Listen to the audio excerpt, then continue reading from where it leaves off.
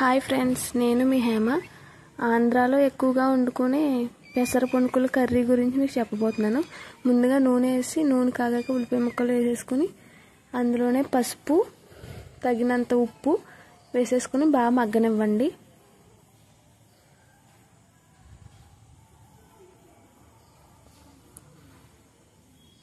ఉప్పు కూడా తగినంత వేసేసుకోండి. మన కూరకు సరిపడినంత వేసేసుకుని బాగా మగ్గనివ్వండి.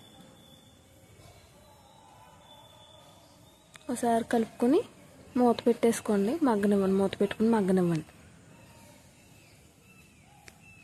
ఇలా మగ్గిపోయిన తర్వాత తగినంత కారం వేసేసుకోండి.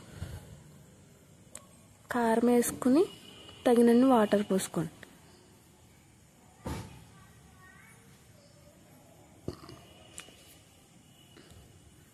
నీళ్ళు పోసుకున్నాక ఒకసారి కలుపుకున్నాక మళ్ళీ మూత పెట్టేసుకుని కాసేపు ఆగాక ఈలోపు మనకి కూర బుడగలేస్తూ ఉడుకుతుంది.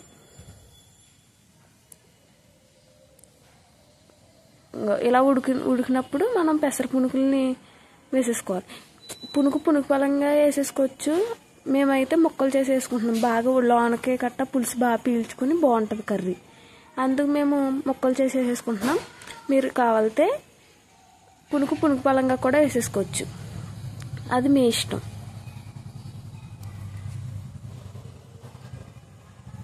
కలుపుకొని మూత పెట్టుకుని దగ్గర పడినట్టు. ఇలా దగ్గర పడిపోయాక, ఈ మాత్రం దగ్గర పడితే చాలు. ఇలా దగ్గర పడిపోయాక గ్యాస్ స్టవ్ ఆఫ్ చేసుకోండి.